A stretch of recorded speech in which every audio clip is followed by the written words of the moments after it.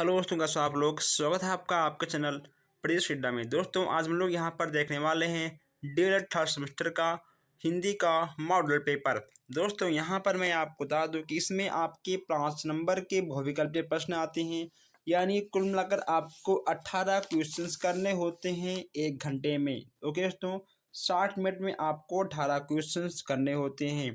तो दोस्तों आइए हम लोग यहाँ पर देर न करते हुए चलते हैं, सॉल्व करते हैं आज का हिंदी का मॉडल पेपर। और जो हमारे भाई बहन नए हैं, जो लोग अभी तक चैनल को सब्सक्राइब नहीं किए हैं, वो लोग सब्सक्राइब कर लें, क्योंकि दोस्तों सबसे पहले अपडेट, दोस्तों सबसे पहले क्लास आपको इसी पर दिया जाता है, पूरे यूट्यूब की बात हम कर रहे हैं। ओके दोस्तों, तो आप लोग एक बार प्लीज़ इस मॉडल पेपर को शेयर करिए अपने व्हाट्सएप पर, अपने फेसबुक पर, ताकि जो हमारे भाई बहन अभी तक नहीं ऐड हैं वो लोग भी जुड़े, चैनल को सब्सक्राइब करें, ताकि हर किसी के पास सबसे पहले नोटिफिकेशन पहुंचता रहे। तो आइए हम लोग देखते हैं आज का पहला क्वेश्चन। तो दोस्तों यहाँ पे आपको दिख रहा है कि 1 घंटे का टाइम आपको मिलेगा।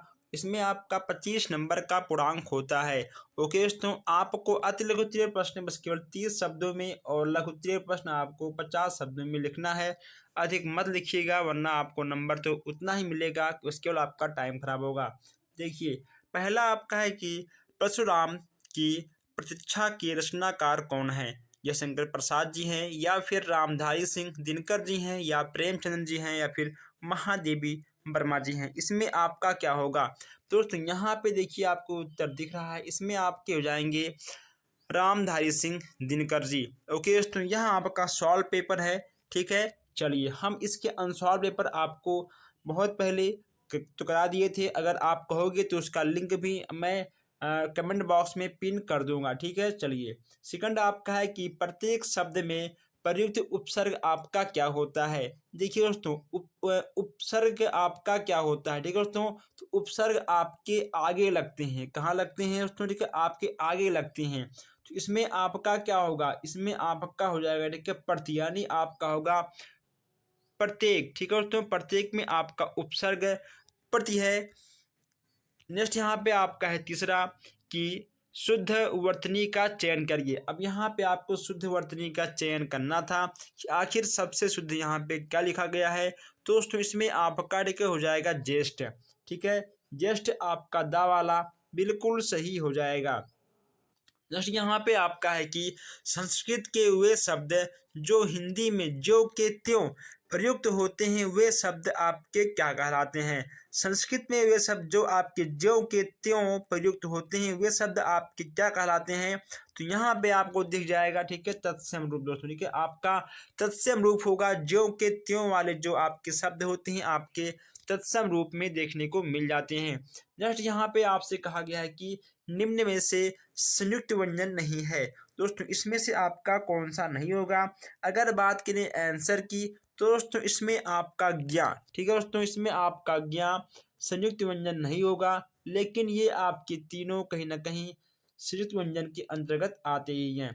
अब आइए हम यहाँ देखते हैं लघुत्तरीय प्रश्न। ठीक है दोस्तों, देखिए पुष्प तथा बिजली, ठीक है, पुष्प तथा बिजली शब्द के दो दो पर्यायवाची शब्द लिखिए। अब यहाँ पे आपको पुष्प और बिजली के दो दो पर्यायवाची शब्द लिखने हैं। पुष्प के आपके हो जाएंगे फूल और सुमन, बिजली के आपके हो जाएंगे धन, प्रिया और दामिनी। ठीक है, नेक्स्ट यहाँ पे आपका होगा जीवन निर्वाह तथा वीणा वादनी में प्रयुक्त समास का नाम लिखना है यहाँ पे आपको। दोस्तों जीवन निर्वाह में आपका हो जाएगा अव्ययभाव समास है, और देखिए यहाँ पे वीणा वादनी में आपका हो जाएगा बहुव्रीहि समास है। दोस्तों आप लोग कमेंट करो कि आखिर आपके समास कितने होते हैं, समास आपके कितने प्रकार के होते हैं। अगर आपको पता है तो कमेंट करिए, वरना फिर हम आपको बताएंगे। अब यहाँ नेक्स्ट प्रश्न है कि आँख का बबूला होना। ठीक है दोस्तों, आँख बबूला होना मुहावरे का अर्थ आपको लिखना है। दोस्तों इसके साथ साथ आपको वाक्य प्रयोग भी करना है। दोस्तों गुस्सा आना, ओके दोस्तों, अब तो गुस्सा आना बहुत तेजी के साथ है। हंसी हंसी की बातों में तुम तो आग बबूला हो जाते हो। ओके दोस्तों, देखिए कुछ लोग मजाक करते हैं, कुछ लोग ऐसे मजाक करते हैं कि गुस्सा आता है। ठीक है, तो वही यहाँ पे आप यहीं पर यही चीज़ का प्रयोग किया गया है कि हंसी हंसी में आप तो आग बबूला हो गए।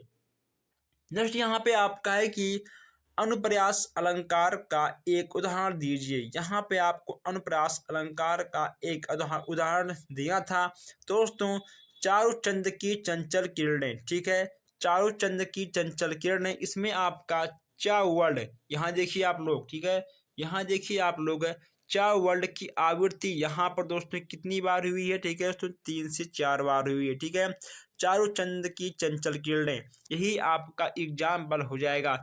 जितना पूछे आप उतना लिख कर आओ। ठीक है, फालतू लिखने से आपका टाइम बेकार होगा और कुछ भी नहीं होगा, नंबर तो आपको एक ही मिलेगा। नेक्स्ट यहाँ पे आपका है कि उप और प्रति उपसर्ग लगाकर दो दो शब्द बनाइए। दोस्तों उप का हो जाएगा उपाध्यक्ष। ठीक है दोस्तों, उसके बाद उपग्रह और उपकार और उपनेत्र। ओके दोस्तों, अब यहाँ देखते हैं प्रति के बारे में। प्रति यहाँ पे आपका हो जाएगा प्रतिकूल, प्रतिदिन, प्रतिकार, प्रतिमाह और प्रत्येक। ठीक है दोस्तों, जितना पूछे आपको एग्जाम में उतना ही लिखना है, आपको इसके चक्कर में नहीं पढ़ना है। बस तो आप थोड़ा सा मॉडल देखिए कि आखिर आपकी एग्जामी पेपर ऐसे ही आते हैं। जैसे यहाँ पे आपका है कि प्राकृत का सुकुमार कवि किसे कहा गया है। दोस्तों बहुत ही सिंपल क्वेश्चन है, बहुत ही सिंपल क्वेश्चन है। प्राकृत का सुकुमार कवि किसे कहा गया है, तो आपके हो जाएंगे सुमित्रानंद पंत। ठीक है, अब यहाँ देखते हैं लघुत्तरीय प्रश्न। जो हमारे भाई बहन अभी तक वीडियो को शेयर नहीं किए हैं वो लोग जरूर शेयर कर दें ताकि और लोग भी जुड़ सकें। नेक्स्ट यहाँ पे आपका है कि भाषा शिक्षण के प्रमुख कौशल कौन कौन से हैं, किन्हीं दो कौशलों के उद्देश्य लिखिए। अब यहाँ पर भाषा शिक्षण के प्रमुख कौशलों के बारे में बात कहा गया है। दोस्तों इसमें आपके कौन कौन से कौशल होते हैं? दोस्तों आपके 4 कौशल लिखे होते हैं, सुनना, बोलना, पढ़ना, लिखना। दोस्तों क्या होगा आपका? सुनना, बोलना और पढ़ना और लिखना, ये आपके 4 प्रमुख कौशल हो जाते हैं। इसके बारे में भी यहाँ पर आपको लिखना पड़ेगा दोस्तों, बस 1 से 2 लाइन लिखना, अधिक मत लिखिएगा। जस्ट यहाँ पे आपका है कि प्रेरणार्थ क्रिया किसे कहते हैं? जिस क्रिया से ज्ञान हो कि कर्ता स्वयं कार्य को न करके किसी अन्य को कार्य करने के लिए प्रेरणा देती है, वह आपका प्रेरणार्थ क्रिया कहलाएगी। ओके दोस्तों, ठीक है, इन चीज़ों को आपको अच्छे से याद कर लेना है, पढ़ लेना है, समझ लेना है और आपको लिखकर आ जाना है। ठीक है दोस्तों, किसी एक त्यौहार पर अपने शब्दों में स्वतंत्र अभिव्यक्ति प्रस्तुत कीजिए। दोस्तों आप जिस त्यौहार के बारे में भली भांति जानते हो, आपको उसके बारे में लिखना है। अगर दोस्तों आपको ऐसे क्वेश्चंस एग्जाम में मिल जाएं तो आप एक बात ध्यान रखिएगा, आपको मेन पॉइंट ही लिखना है। आपको पूरा स्टोरी, पूरी कहानी आपको नहीं लिखनी है, नहीं तो फिर आपका टाइम बेकार होगा।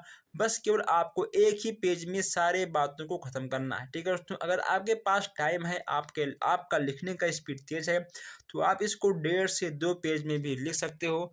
अगर आपका स्पीड कम है लिखने का, दोस्तों आप इसको कम से कम लिखिएगा। ठीक है, बाद में आप इसको कवर कर सकते हो। ठीक है, बाद में आप इसको लाइन छोड़ दीजिएगा, आप बाद में इसको लिख सकते हो।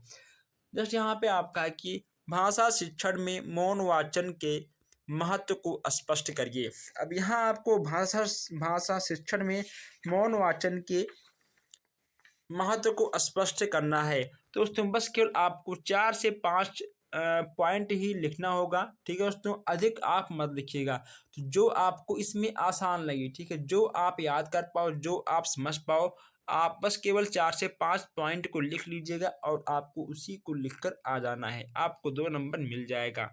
अब यहाँ दोस्तों आ गए हैं आपके लोकोक्ति तथा मुहावरे में अंतर। दोस्तों ठीक है, ये दोनों एक ही सिक्के के 2 पहलू हैं दोस्तों, एक ही सिक्के की, ठीक है, 2 पहलू हैं कि 2 सिक्के की 1 पहलू है दोस्तों। ठीक है, चलिए आप मुझे कमेंट बॉक्स में बताइएगा।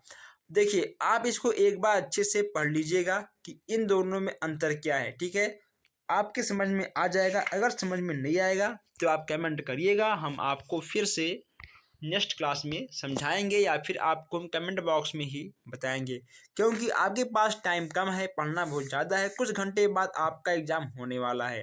ओके दोस्तों, आप दिन को मत गिनिए, अब आप घंटों में गिनिए। ठीक है दोस्तों, 24 घंटे, ठीक है, 48 घंटे अब आपका घंटे में काउंट होगा, ना कि आपका दिन में। जैसे यहाँ पे आपका है कि विस्मयादि बोधक चिन्ह किसे कहते हैं, उदाहरण सहित स्पष्ट करिए। विस्मयादि बोधक चिन्ह की बात यहाँ पर की जा रही है। तो दोस्तों विस्मयादि बोधक चिन्ह यहाँ पे आपको दिख रहा है, ठीक है दोस्तों, यही आपकी विस्मयादि बोधक चिन्ह है। इस वाक्यों दोस्तों देखिए यहाँ पे आपको कहा गया है कि आश्चर्य, हर्ष, शोक, घृणा आदि के भाव व्यक्त होते हैं तो उन्हें विस्मयादि बोधक वाक्य कहते हैं। इन वाक्यों में समानता विस्मयादि बोधक चिन्ह का प्रयोग किया जाता है। ओके दोस्तों, अरे वह पास हो गया, अरे वह फेल हो गया, ऐसे कैसे हो गया। तो जहाँ जहाँ आपके आश्चर्य, हर्ष, शोक, घृणा आएंगे वहाँ पर विस्मयादि बोधक का चिन्ह प्रयोग हो जाएगा। अब यहाँ नेक्स्ट आपका है कि मौखिक अभिव्यक्ति के उद्देश्यों पर प्रकाश डालिए। यहाँ पे आपको मौखिक अभिव्यक्ति के उद्देश्य पर प्रकाश डालना है। अगर आप दोस्तों देखिए आप एक अध्यापक हो, आप चाहते हो कि हम क्लास में बच्चों से मौखिक चीज़ों पर बात करें, तो आपका क्या उद्देश्य होगा, आपको उसी उद्देश्य को उसमें आपको लिखना होगा। ओके दोस्तों, तो 5 से 6 पॉइंट बनाकर आप लोग लिखिएगा, पॉइंट नंबर 1 2 3 4, ठीक है, ऐसे आपको लिखना होगा। दोस्तों आप लोग जल्दी से इस वीडियो को फिर से एक बार शेयर कर दीजिए और आप लोग चैनल को सब्सक्राइब कर लीजिए ताकि कोई भी क्लास, कोई भी क्वेश्चंस, कोई भी अपडेट आपसे मिस ना हो। तो मिलते हैं फिर नेक्स्ट क्लास में। धन्यवाद।